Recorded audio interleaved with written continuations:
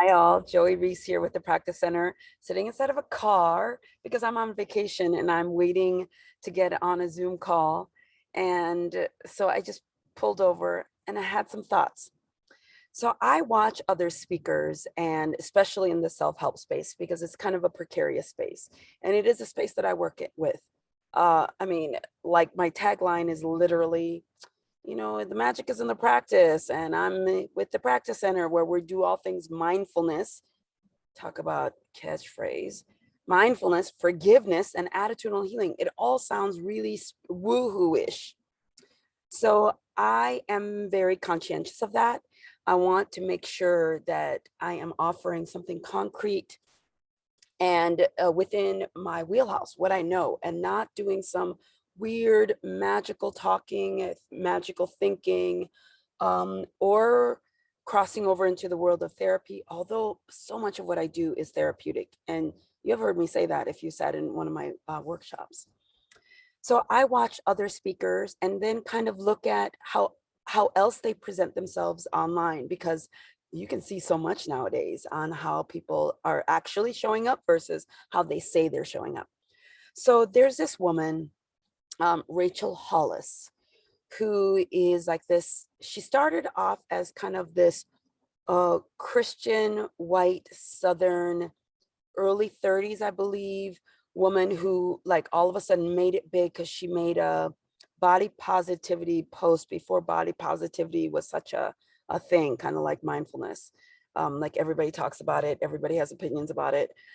So she made this body positivity post about not having the perfect body and how she's earned it and how it's like hear me roar kind of a thing. And then blew up from there and then went on the speaking circuit on talking about your mindset, and really went on this huge like $100,000 plus payment for talking on behalf of MLMs, multi-level marketing. So much of that sentence that I just said I have issues with.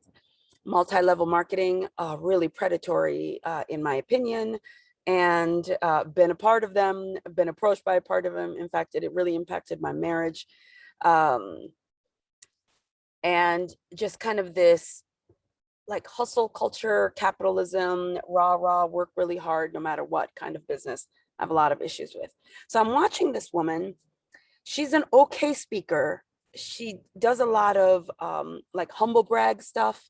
Like she watches a lot of Tony Robbins. So there's a lot of production in the way that she speaks. One of the components of what she was doing was marketing marriage conferences, because she was teaching people how to have like really dynamic relationships. She was married for a long time.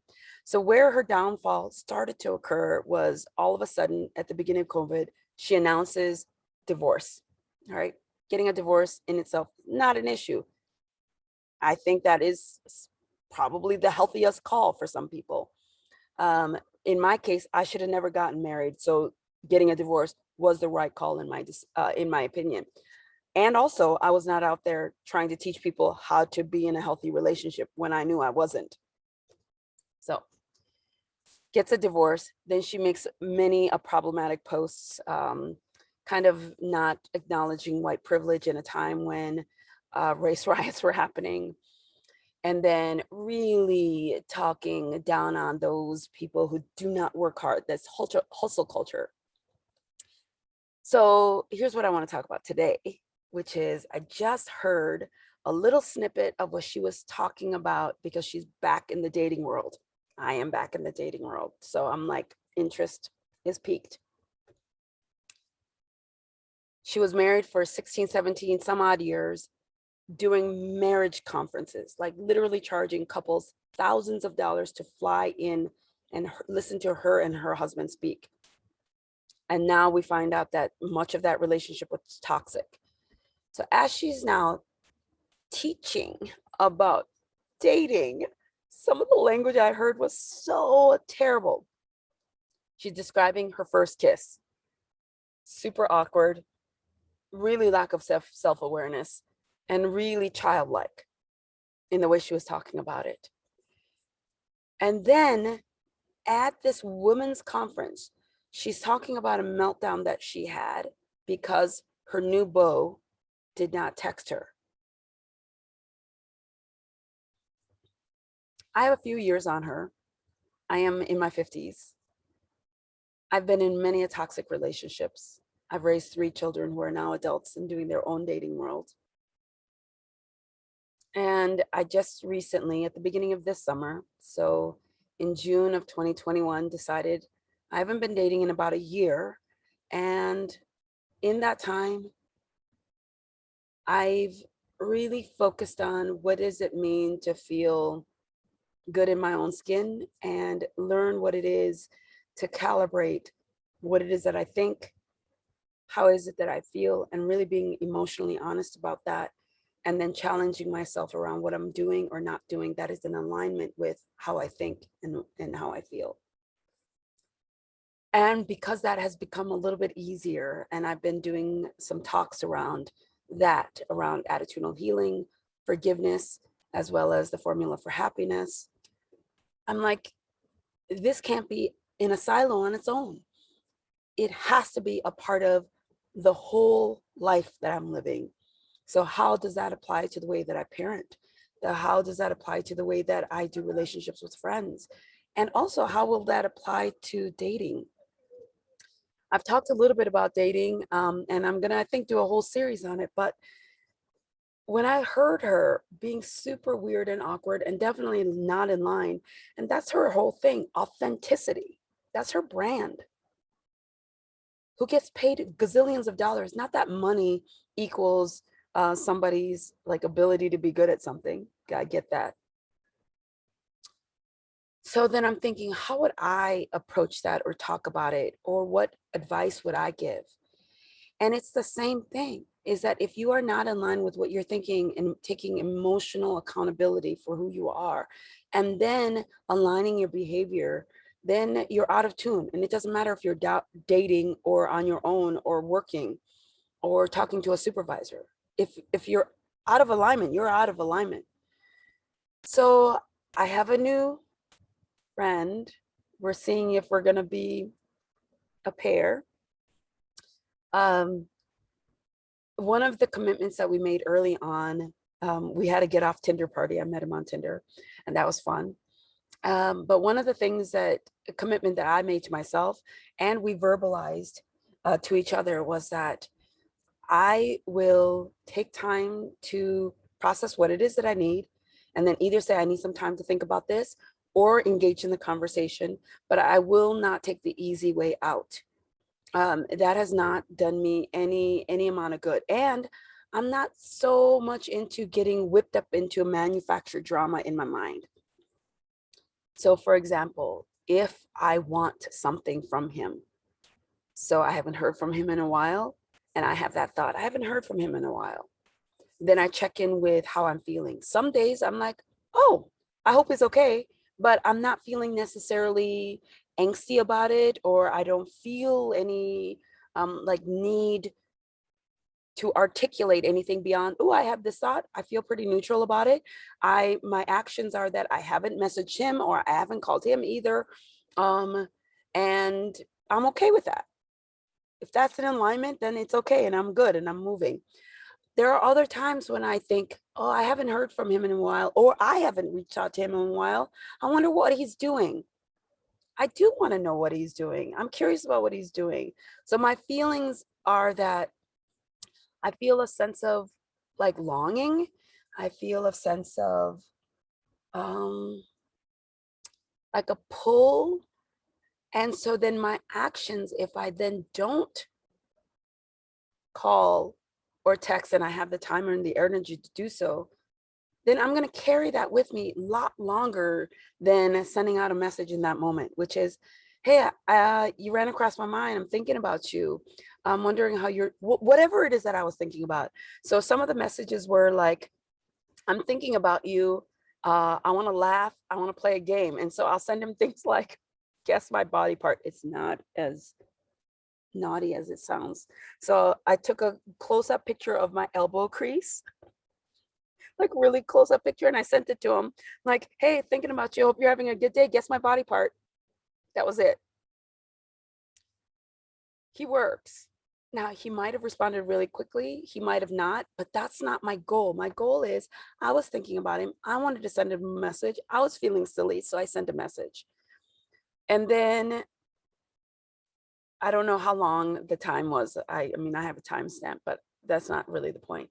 Later on, sent him an update because I was in the middle of traveling. I sent him an update. Hey, I landed here, and then I sent the actual picture, the zoomed out version, which was my whole elbow. It's like, that was my elbow. Get your mind out of the gutter. That was my message. And immediately it was a ha, I guessed wrong. This is what's going on with my day. And like, then I was able to move on. Another day, I was feeling like whiny. And we do this thing where on occasion we'll send each other songs because we haven't met in person yet. And I just wanted to know, like, I don't know. I wanted to hear something from him. So I said, hey, I'm feeling a little bit weird. You know, things are happening in my day. Will you send me a song when you have time? And later on, he sent me a song, and it was like the mushiest song that I definitely remember, like what movie it's from and how I would have in that time. I know I was like, oh my God, I wish one day somebody thought about me like that. And that's the song he sent. And it made me feel really good. Now I run the risk of him not responding or saying that that's dumb or sending me a song that I didn't connect with. Like, that's what vulnerability is about, that emotional risk of asking for what it is that you want and the chance that you might not get it. And to me, that's a hallmark of my maturity or how far I've come. And and as a person in the space of self-help, as was this woman, I'm thinking, how in the heck do you speak about authenticity if you're not willing to be actually vulnerable versus this like humble brag, manufactured imperfection kind of business? Like, that's a sales pitch. And that does everybody a disservice. And it makes me sad. I feel irritated by that, which is why I'm taking the action of actually making a video that maybe 2 of you will see, maybe 10, who knows? But this space of self-awareness, self-help, dating advice, dieting advice, all of it, it's not a one size fits all, but it is like a similar act, that it's not ever an action that you take outwardly. It's not about look perfect, look like you're in a happy relationship, look like you're doing well, and then fall apart. No, it's, what are you thinking? Do you have enough awareness around how do you feel about that? And then are you willing to speak up even if you feel like you're not good at it? You don't have practice around it. Like, we won't have practice around it unless we practice around it. And it is true, dating isn't any different than the way that you would want to show up for a friend, the way that you would want to show up for yourself, the way that you would want to show up for your kids. Nobody. It's how are you able to take emotional responsibility? Emotional responsibility. But you can't take emotional responsibility if you're not aware of how you feel about something. Yeah. And then responsibility is about actually taking action or stopping an action. If you're that drama queen, then stop it. Right. And actually go inward and figure out what it is that you need, and then be willing to ask for it. And if you don't get it, be willing to meet it yourself. Yeah, it's not his job. It's not somebody else's job to make me feel not lonely. That's my job to figure that shit out. Yeah. So I will continue to watch people who are in a similar space as me, whether they make more money or less money or are well known or not well known. Like, that's not my interest. My interest is to hold myself accountable so that I don't start, shelling out 2-bit pieces of information because the sound bites are cute. I mean, I have a whole section on platitudes, and I will be making more as soon as I get home, but I'm on vacation right now. So you guys, I'm wondering, like, how authentically are you showing up for your relationships in your life, including dating life? And are you taking emotional responsibility? And if you are confused by those words, like, what are you doing to educate yourself around that? And then what are you doing to practice that? Including, like, I'm not ready right now. Your awareness might be, I'm not ready to take this on. I have to do some expressing of emotions because I'm too filled up with other stuff. Because all of this work, you'll need some space to do that work, space internally. So keep practicing. Thanks for listening. I hope to see you soon. Take good care.